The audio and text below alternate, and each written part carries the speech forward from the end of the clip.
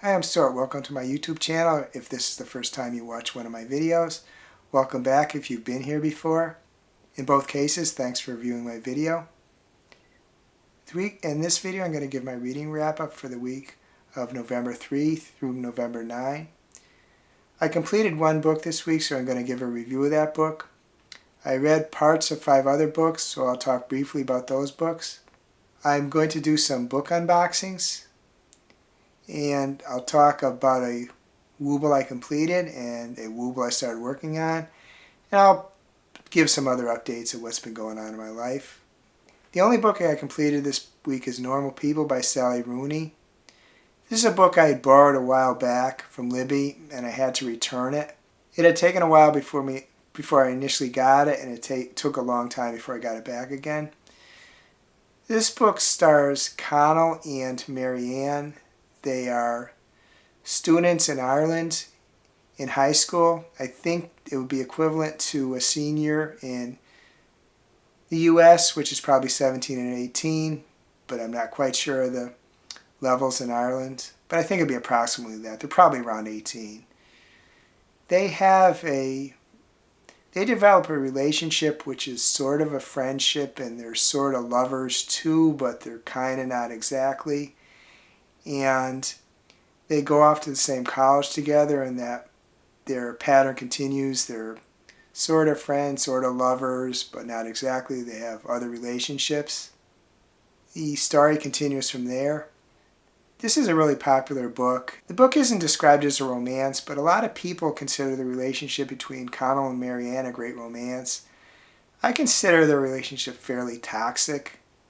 They are both damaged people, and I do sympathize with their lives, but I didn't particularly like them that much. I liked Marianne better than Connell, but I really didn't like either of them that much. The book has some sexual harassment in it. There is some domestic abuse of a type that I've never actually seen before. I'll put a little spoiler alert in the bottom of this video. I don't usually do spoilers, but I just say the kind of abuse. This was an abuse between two basically adult siblings. I would consider Marianne an adult. And her brother. Her brother was physically and verbally abusive of her. And I'm sure it occurs because all forms of abuse occur. It's just I never heard of it before. And I had real difficulty dealing with that when I knew she might be at home. I had trouble reading on to that section of the book. So that was a really difficult part of it for me. There are some depictions of mental illness. There is a relationship that is a SM relationship. I'm not sure if that term's still used or if I can say what that means, but there is that kind of relationship. The book is well written. There are some quirks. Rooney does not use quotation marks. And she doesn't very clearly, early in the book, establish a time and place. It took me a little while to realize it was in Ireland. It took me a little while to realize it was in the 2010s. It wasn't clear to me. Those weren't real issues with me. Overall, I just don't think the book was for me. It wasn't a book that I consider DNFing. I did complete it. I would recommend this book for a person who wants to read a well-written book where two characters go through some difficult years in their relationship. Things kind of ebb and flow, and you don't mind reading a book where the two characters are damaged characters. I would say that consider the issues that I mentioned, and if those are concerns of yours, you might want to be wary of the book.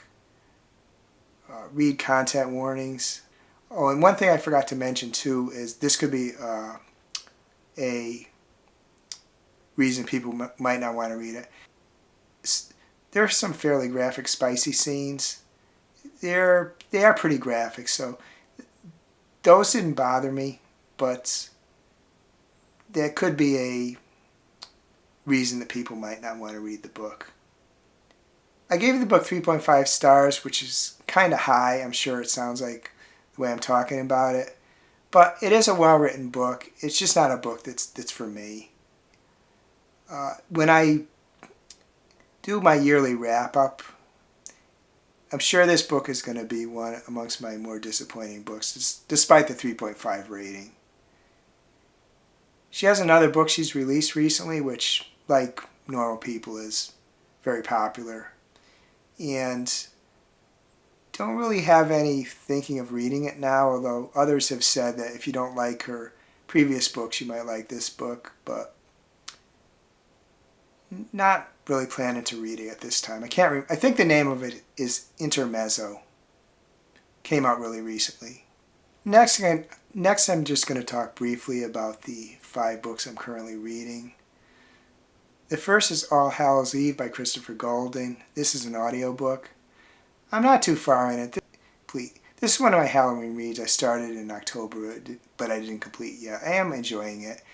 It's the first audiobook I've listened to, and I haven't listened to many, so it's not a huge sample size, but first one I've listened to that they use 2 narrators, a man and a woman. I think they both do a great job. And I'm listening to another audiobook currently.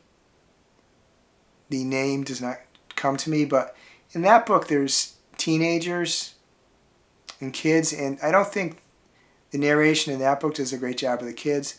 But in this book, I think the narrators do a good job of narrating the kids too. And then the kids are mainly teenagers, but I think the author does a good job. I think the narrators do a good job doing that. The second book I read is Vampires of El Norte by Isable Canas. This is a book that I read a while back, had to return to Libby.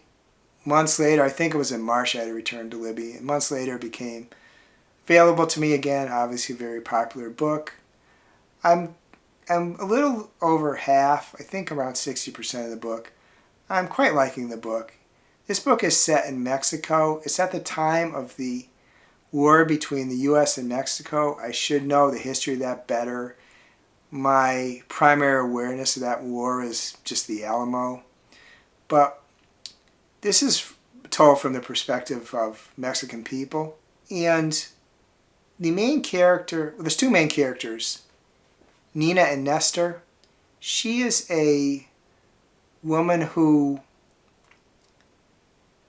she wants to be a healer. I think the Spanish word there is curadana in the book. She wants to be a healer, but her parents want to marry her off to a neighbor.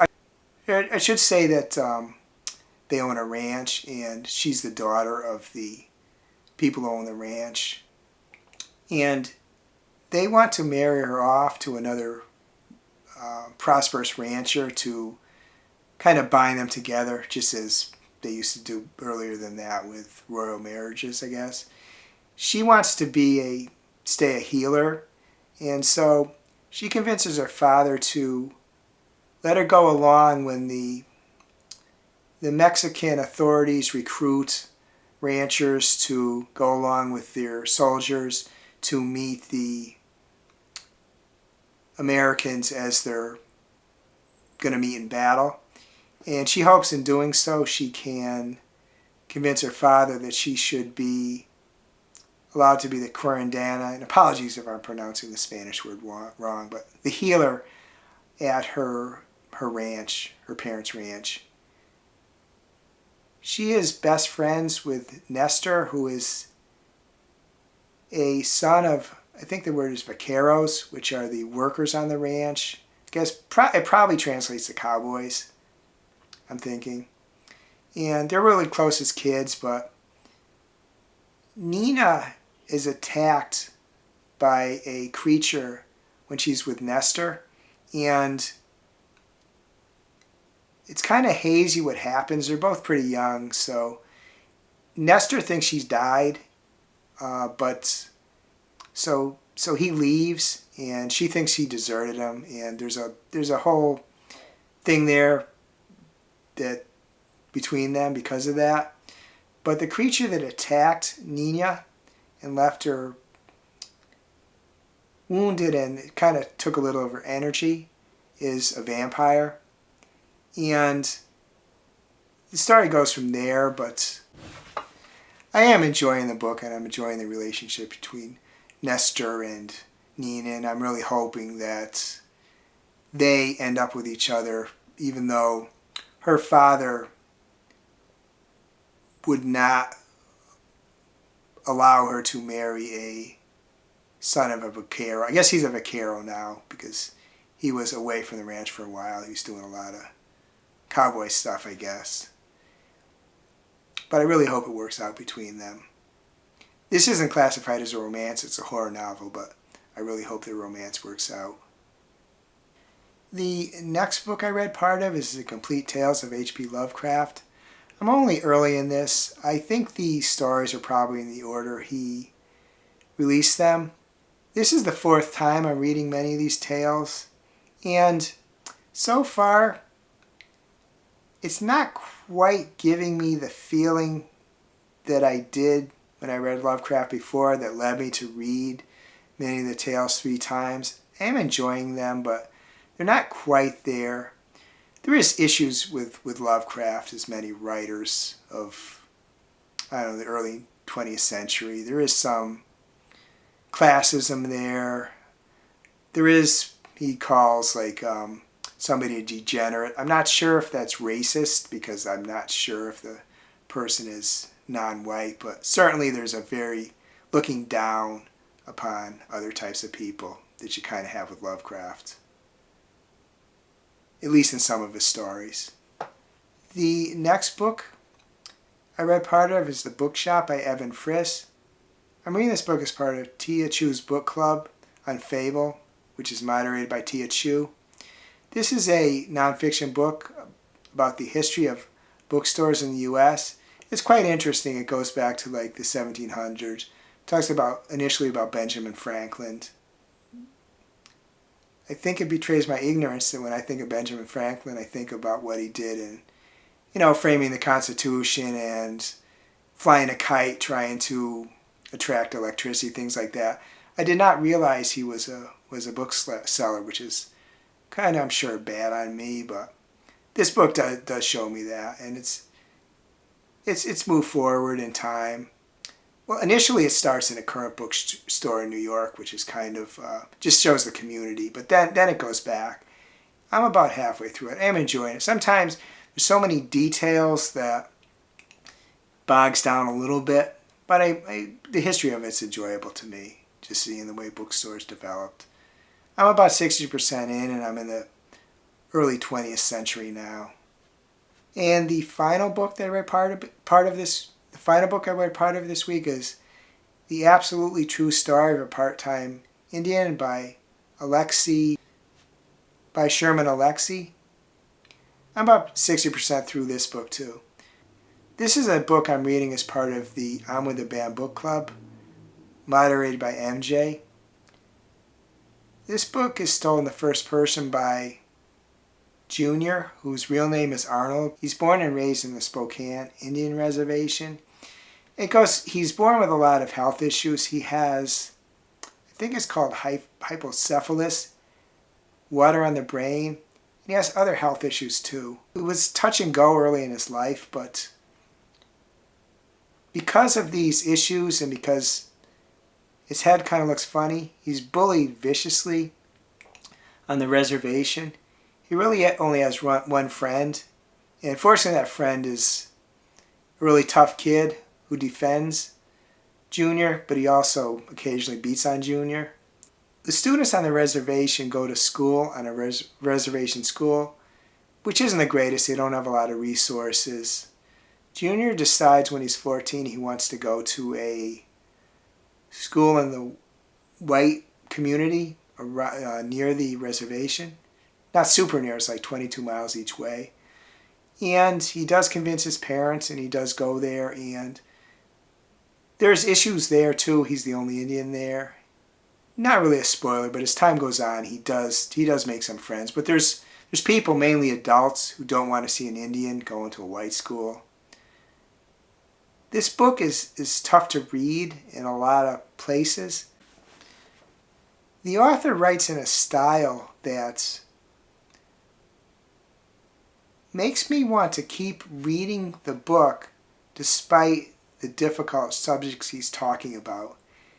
And I can't even fully understand why that is. I think it's that he mixes some humor in there, even in the most difficult situations. He mixes some humor in there. And the only book I can think of similar to that, where I felt that the same thing was done, was I'm Glad My Mom Died by Jeanette McCurdy. That dealt with really difficult subjects, but she mixed humor in there that made the book not really any less painful, but made me want to keep reading. It's a great skill. I think those were the only two books I've read that way. And both these two books have generated some good discussion on Fable. Although in both cases too, I have to say that there's way more people reading the book than are commenting the discussion, which is fine, because in the past, I would have been that person who was just reading the book, but for those who are in those clubs, the discussion is quite enjoyable in both those clubs, so maybe consider it. No pointing fingers or anything like that. I'm just saying it is quite an enjoyable discussion in both clubs. Next, I just want to talk briefly about my October reading. I meant to talk about this in my previous wrap-up video, but I just forgot to do it. October ended up to be the best reading month I ever had. I completed 9 books, which is tied for the most I ever read. I only know since I started on Storygraph, which is February 2022, but I know I've never read as many books as I'm reading these days in the past few years, so I know that's the most books. But what puts it over, it makes it the best, is that I read 2,758 pages, and that is the most I've ever read in a month. And I read, and I listened 169 minutes. So it's the best month I ever had, because of the Nicole Spooky Scary Skeleton 2024 readathon, and because of the 3 book clubs I took part of, and some other books too. The quality of books was pretty high too, so that made it a great month too. So just wanted to mention that. Another thing I want to talk a little bit about is the 2024/2025 Read What You Own Challenge. The only reason I want to talk about this is I didn't actually credit all the hosts of this. I mentioned MJ. It was her. I mentioned Reading This Life at MJ because I saw her video. That's where I learned about this. I just want to say a little further because I was remiss in not mentioning the others involved. The challenge officially began on November 4, 2024. And MJ says you still have time to prepare yourselves and prepare your mind, because of course it's only the 9th. The challenge runs around a year. It says join us, and the other co-hosts are Criminale Blog, Another Bibliophile Reads, Fiber Artsy Reads. And there are tiers too in this. The tiers are Platinum, 100 books / 2,500 pages, Gold, 75 books / 18,750 pages, Silver, 50 books / 12,500 pages, Bronze, 25 books / 6,250 pages. And there is a tracker for this that you could purchase, and the proceeds for this will be donated. I'll try to do the link. I sometimes struggle with linking stuff, but if not, you could go to MJ's video too and look at it, or any of their videos. I'm sure they all have videos on this. Now I just want to talk about the Wobble I completed, and that Wobble is Steve the Frankenstein. I think Steve the Frankenstein came out pretty good. This was a beginner plus, which is more complicated. See, you got the bolts on the side, and it's several color changes. You look at the side, the back. But I think this one came out pretty well. Took a fair amount of work. And next I want to talk about the next Halloween Wobble I'm working on. I know it's past Halloween, but I'm going to complete the set I have. This is Pierre the Penguin. I'm not sure really why they include this in the Halloween set. Pierre is not really the same. Pierre is not really a Halloween animal, or like Steve the Frankenstein, a creature or anything, so I'm not sure.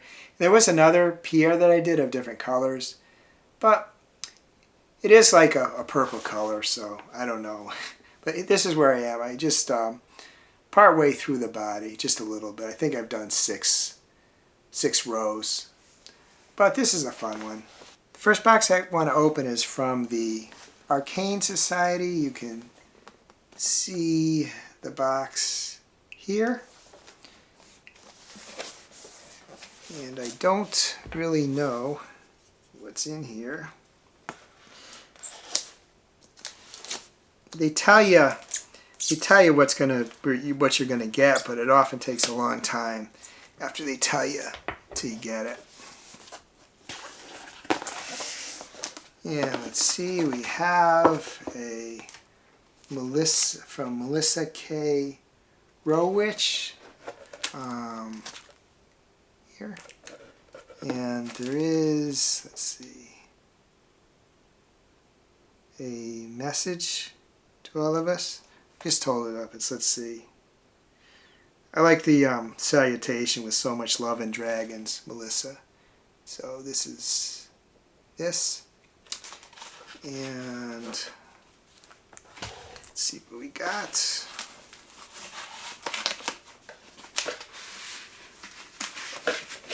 There is a pretty cool pin. I'm not a pin collector, but this is pretty cool. Sword and maybe a coat of arms, sort of. Let's see.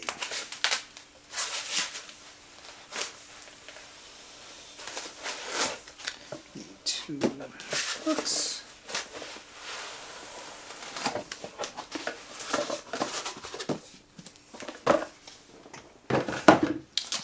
So, Melissa K. Roehrich, Lady of Darkness, Book 1. Very nice cover. Very nice in the back. Nice sprayed edges. And this is Lady of Shadows, which is Book 2. Nice. The first one's blue. This one's kind of reddish. On the back, the sprayed edges. So these look nice. Obviously from the castle and the fact she mentioned dragons indicates to me that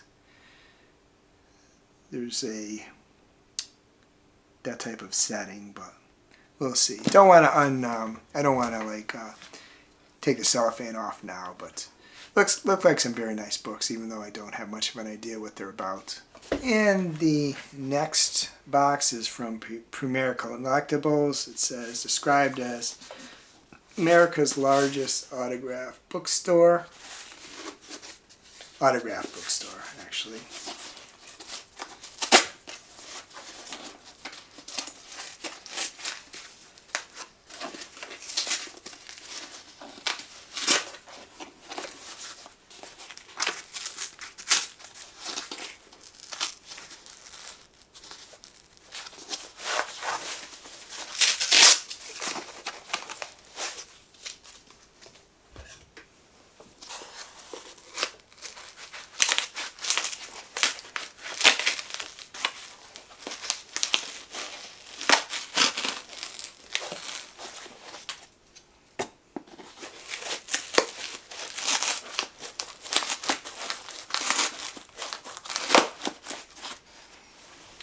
A little difficulty with that one.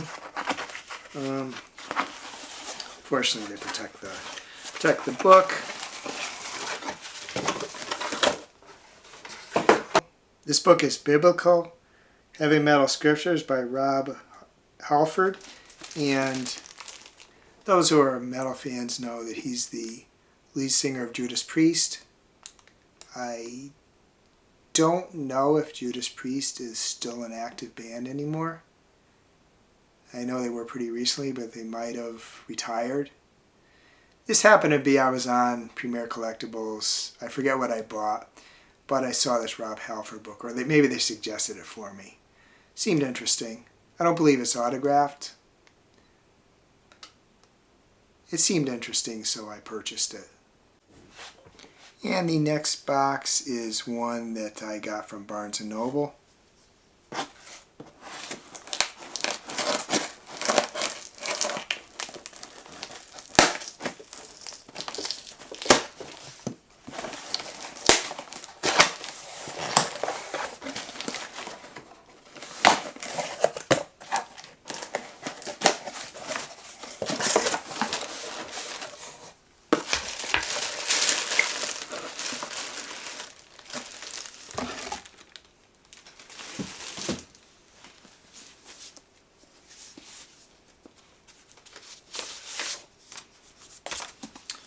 And they are actually two. There is Dark Window, #1 in the Shepard King series by Rachel Gillig. And that is this. Very nice. Very nice. Sprayed edges. See if there's anything in the... Okay, inside the front cover, and pretty nice here.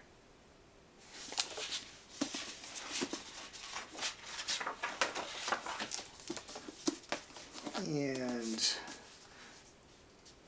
Twisted Crowns, which is book 2 of The Shepard King by Rachel Gillig. Barnes & Noble exclusive like the first. The back. Sprayed edges, and inside here, looks like the same, I think it's the same kind of castle-like thing except a different color. And let's see, thought this was the same, but this is actually a little different than the first book in here. So they look nice. I've not read anything by Rachel Gillig, so this will be my first. They look like nice additions. And I have another box from Barnes & Noble.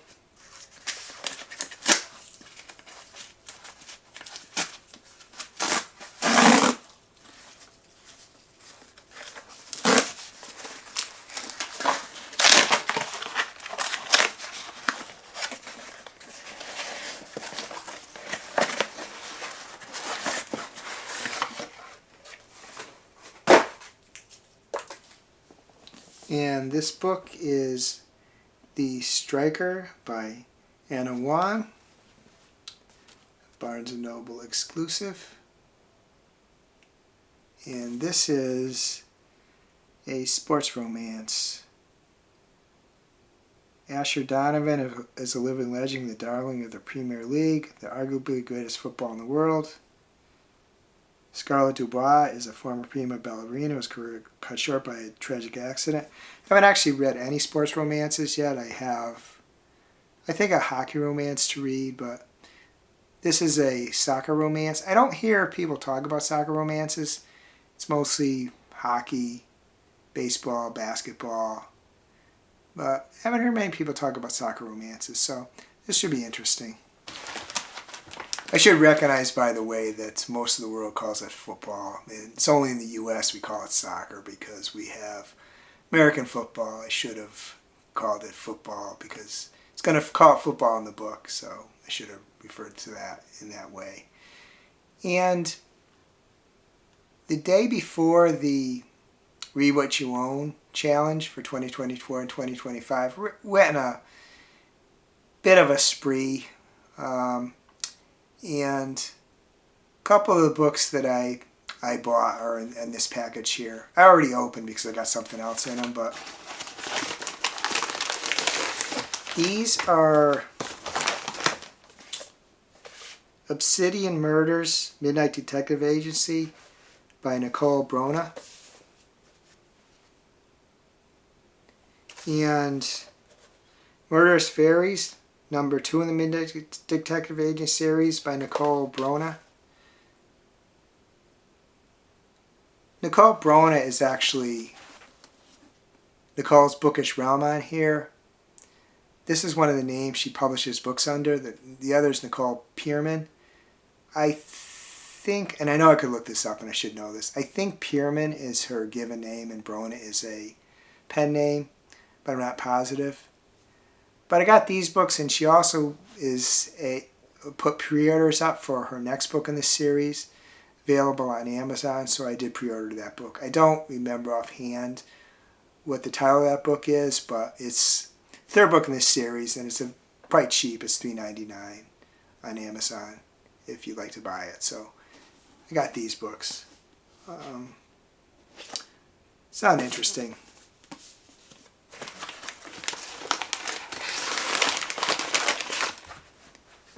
Next, I want to talk a little bit about other events in my week.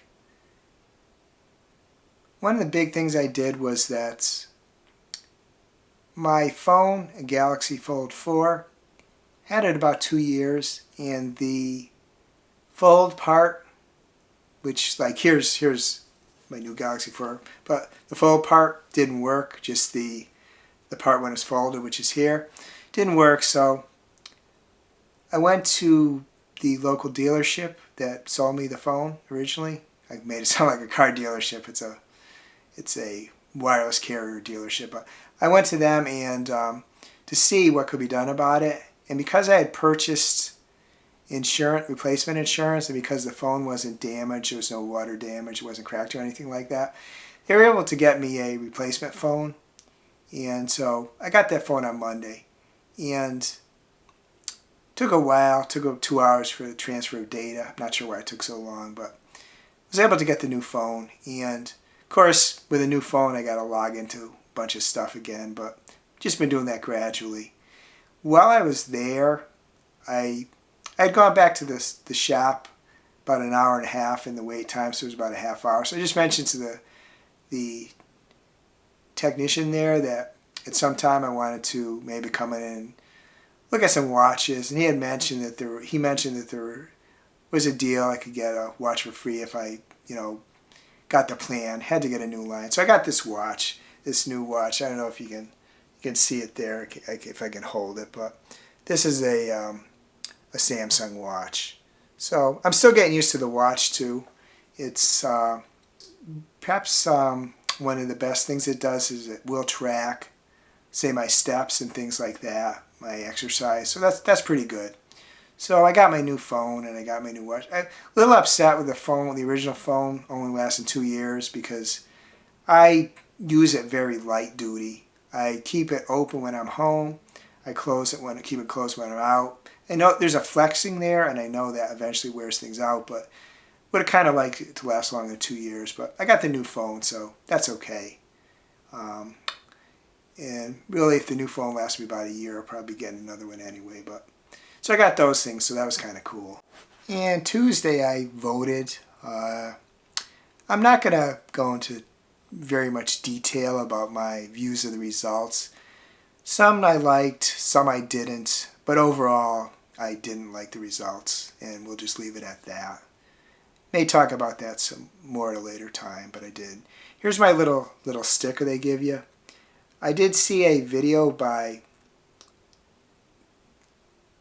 Kayla V at Reading with Kayla V on Instagram story. She votes in Florida. They had better stickers than this. This is an okay sticker, but in the Florida polling location, they had a rather cooler sticker. Other than the phone and the voting, I walked a couple times at the local mall. They have started putting up Christmas decorations, which I always like to see. Although I have to say the mall isn't doing very well at all. I'm not sure how long it's going to be solvent, but try to enjoy things as they are.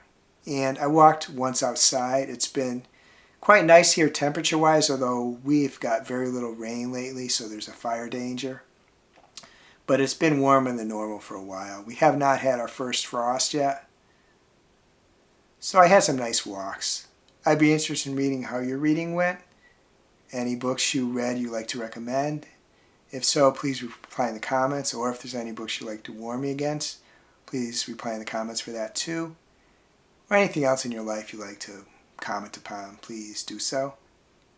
If you enjoyed this video, please give it a like, please subscribe, please hit the bell to get notified when I upload future videos.